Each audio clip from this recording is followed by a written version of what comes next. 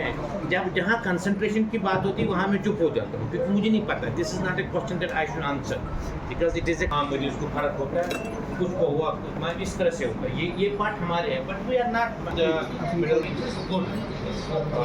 Thank you, sir. Because we have called and they get the stocks directly at their caterers from Bilaspur or any other this warehouse. So that is why इसमें जो बीच में जो super stockist, सब stockist and other levels है, वो एक reason है इसका रेट कम है। सेकेंडली हमारा जो पैकिंग बॉक्स का होता है that is bit smaller than the other companies. This is very technical, आप लोगों का उसके साथ कोई रोल नहीं है, लेकिन फिर भी कि जगह स्मॉल पैकेट जो होते हैं वो जगह कम होती है, उसमें हमारा रेट कम होता है। Like there are big brands, Cipla, Lupin, Sun Pharma. It is not necessary that their drugs are up to mark. Right. But we are supposed to believe that they are up to mark because they have the license from the government of India. Last year we were in a workshop, me and Naveed and I think Dr. Yusuf was also there, in Delhi. We had a samosa and I have gastritis. I asked the clerk to get a Pentocid or Pentop from downstairs. He came up with a brand which I never had heard of, and it was the cost was costly. I told Naveed that time, यार इन लोगों ने मुझे पता नहीं किस company का पेंटोसिड दिया है, पेंटॉप दिया, तो इतना क्यों, मैं कुछ 80 रुपीज़ है, कुछ था इस तरह का, लेकिन मैंने एक टैबलेट के आधे घंटे बाद में मस्त था, और मैंने कभी उस कंपनी का नाम नहीं सुना, मैं फ्रैंकली बता रहा हूँ। वी डिस्कस मतलब दिस थिंग एट, मुझे नहीं पता वो किस कंपनी, लेकिन आधे घंटे में बिल्कुल मस्त, मुझे आज तक किसी पेंटॉप से इतनी फर्क नहीं थी, फ्रैंकली स्पीकिंग, उधर ना name and price is not a criteria.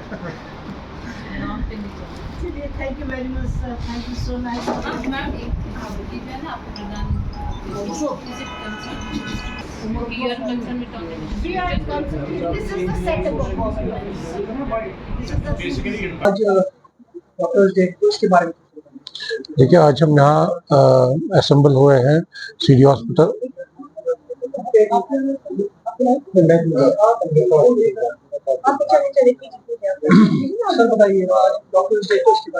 आज हम यहाँ पे सीडी हॉस्पिटल में वर्ल्ड डॉक्टर्स डे जो 1 जुलाई को मनाया जाता है, इस कॉन्टेक्स्ट से यहाँ पे असेंबल हुए हैं। यहाँ पे जो हमारी प्राइम मिनिस्टर जन औषधि योजना चल रही है, उनके सपोर्ट से आज हम ये प्रोग्राम ऑर्गेनाइज कर रहे हैं पूरे हॉस्पिटल में। तो बेसिकली डॉक्टर्स डे 1 जुलाई को मनाया जाता है in memory of BC Roy, जो एक एमिनेंट फिजिशियन थे, जो फिर वेस्ट बंगाल के पहले चीफ मिनिस्टर भी बने। वो 1 जुलाई को ही पैदा हुए थे और 1 जुलाई को ही उनकी डेथ हुई थी। तो 1991 में पूरी कंट्री में ये डिसाइड हुआ कि on the birth day of this eminent physician, तो वर्ल्ड डॉक्टर्स, ये नेशनल डॉक्टर्स डे मनाया जाएगा पूरे कंट्री में, और तब से ये सिलसिला चल रहा है। सर, गर्मी का भी है, तो क्या प्रिकॉशन? देखिए, गर्मी तो है, ये हर साल आती है, और अगर हम कंपेयर करें बाकी जगहों से तो यहाँ पे तो तब भी मौसम ठीक है, लेकिन कोशिश यही रहनी चाहिए कि हम अपने आप को एडिक्वेटली हाइड्रेट रखें। कोशिश करें कि बाहर तभी निकले जब वो ज़्यादा मजबूरी हो निकलने की, स्पेशली बच्चे जो और जो बुजुर्ग होते हैं, तो वो ज़्यादा बाहर ना निकले और एडिक्वेटली अपने आप को हाइड्रेट रखें, ताकि जो heat adverse effects of heat होते हैं वो उन पे इफेक्ट ना करे। सर, एलर्जी ज़्यादा देखिए, एलर्जी तो एक ऐसी बीमारी है जो क्योरेबल नहीं होती है, वो कंट्रोलेबल होती है। तो अब तो हमारा सीजन जो है ऑलमोस्ट खत्म होने को है, जो एलर्जिक सीजन है, तो इस वजह से जो भी एलर्जी के मर्ज में मुबतला होता है, तो उनको मैं यही कहूँगा कि जो जिन चीज़ों से वो एलर्जिक हो, वो डस्ट हो या कोई भी ट्रिगर हो, वो उसको अवॉइड करें। क्योंकि हम रिसेंटली एलर्जी वीक जो हमने मनाया था लास्ट वीक, तो यही मैसेज उसमें भी हमने कोशिश की थी देने की कि जो एलर्जिक पेशेंट्स है वो अपने ट्रीटमेंट जो है, जैसे डॉक्टर्स उनको कहे, वो कंटिन्यूसली लें, न कि तब जब उनके सिम्टम्स हो, ताकि उनकी बीमारी जो है वो कंट्रोल में रहे और उनको जो अटैक्स होने का डेंजर होता है या खतरा रहता है, उसको वो मिनिमाइज करें।